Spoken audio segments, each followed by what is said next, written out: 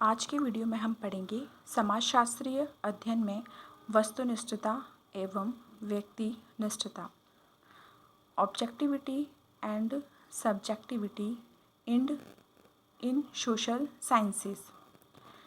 प्रत्येक विज्ञान का, चाहे वो विज्ञान प्राकृतिक हो या फिर सामाजिक विज्ञान, इसका मुख्य उद्देश्य होता है यथार्थ ज्ञान को प्राप्त करना, वास्तविकता का पता लगाना और सत्य तक पहुंचना।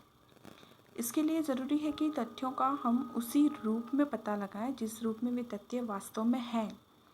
कोई घटना जिस रूप में घटित होती है, ठीक उसी रूप में उसे ग्रहण करना वस्तुनिष्ठ अध्ययन या फिर ऑब्जेक्टिव स्टडी कहलाता है। इसके विपरीत जहाँ कोई अध्ययनकर्ता किसी घटना को अपने विचारों या अपनी भावनाओं, पूर्वाग्रहों, कल्पना, व्यक्तिगत पक्षपात आदि से प्रभावित होकर और उन्हीं के अनुरूप ग्रहण करता है, वहाँ ऐसे अध्ययन को व्यक्तिनिष्ठ अध्ययन या सब्जेक्टिव स्टडी कहते हैं। इस प्रकार के अध्ययन के आधार पर वैज्ञानिक निष्कर्ष नहीं निकाले जा सकते, क्योंकि वैज्ञानिक निष्कर्ष तो वस्तुनिष्ठ या यथार्थ तथ्यों व घटनाओं पर आधारित होते हैं। वैज्ञानिक या वस्तुनिष्ठ अध्ययन व्यक्ति प्रधान नहीं होते, बल्कि वैज्ञानिक और वस्तुनिष्ठ अध्ययन तथ्य प्रधान होते हैं। वैज्ञानिक वस्तुनिष्ठ अध्ययन में व्यक्ति के विचारों को, भावनाओं को, कल्पना को महत्व नहीं दिया जाता, बल्कि तथ्यों को उसी रूप में ग्रहण करने पर बल दिया जाता है। ये तथ्य वास्तविक अवलोकन, परीक्षण और विश्लेषण पर निर्भर करते हैं। क्योंकि विज्ञान सत्य की खोज का एक माध्यम है, इसलिए वह सदैव वस्तुनिष्ठ अध्ययनों पर ही जोर देता है। लेकिन घटनाओं या तथ्यों के अध्ययन में वस्तुनिष्ठता की प्राप्ति उतनी आसान नहीं होती है जितनी कि हम साधारणतः सोच लेते हैं। इसका कारण यह है कि अध्ययनकर्ता स्वयं उस समाज या समूह, घटना या समस्या का एक अंग होता है जिसका कि वो अध्ययन कर रहा होता है। अतः अध्ययन में व्यक्तिगत पक्षपात के सम्मिलित होने की संभावना बहुत अधिक होती है। इसके अलावा उत्तरदाता भी एक ही घटना या समान तथ्यों के संबंध में अलग अलग प्रतिक्रियाएं व्यक्त करते हैं, क्योंकि प्रत्येक के सोचने, विचारने, काम करने का अपना एक अलग अलग ढंग होता है, अपना एक अलग अलग तरीका होता है जो उनके व्यक्तित्व से जुड़ा हुआ होता है।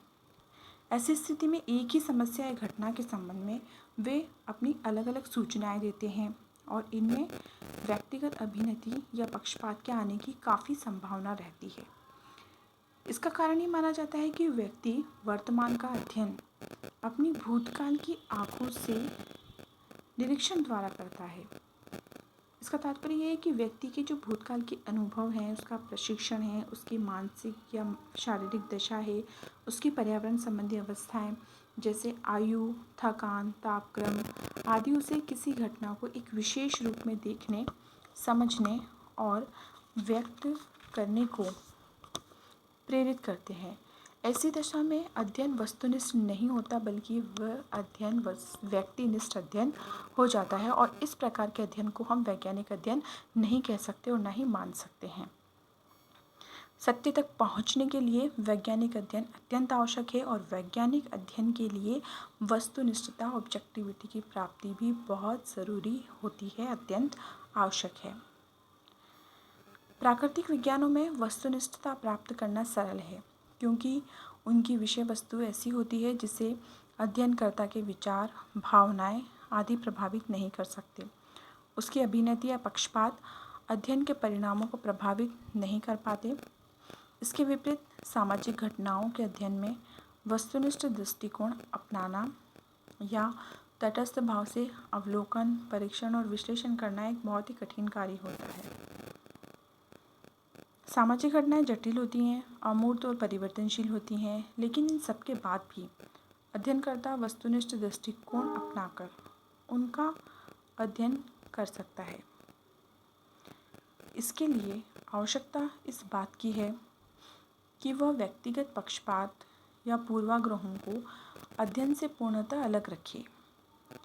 मैक्स वेबर का यह कहना है कि यदि समाजशास्त्र को विज्ञान के रूप में प्रतिष्ठित करना है तो इसे प्राकृतिक विज्ञानों के समान सामाजिक विज्ञानों में वस्तुनिष्ठ दृष्टिकोण अपनाकर आगे बढ़ना होगा। इस हेतु तटस्थ दृष्टिकोण अपनाना पड़ेगा। व्यक्तिगत विचारों, अभिवृत्तियों, धारणाओं, पूर्वाग्रहों, मूल्यों आदि से पूरी तरीके से मुक्त होना पड़ेगा। ऐसा करने पर ही हम सामाजिक घटनाओं का उनके वास्तविक या यथार्थ रूप में अध्ययन कर सकेंगे।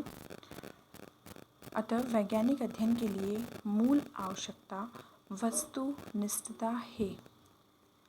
अतः यहाँ हम ये समझने का प्रयत्न करेंगे कि वस्तुनिष्ठता का अर्थ या महत्व क्या है, या वस्तुनिष्ठता की प्राप्ति में कौन कौन से बाधाएं हैं, बाधक तत्व हैं, और किन साधनों से हम अध्ययन में वस्तुनिष्ठता को प्राप्त कर सकते हैं, और अध्ययन को हम वस्तुनिष्ठ या वैज्ञानिक कैसे बनाया जा सकता है।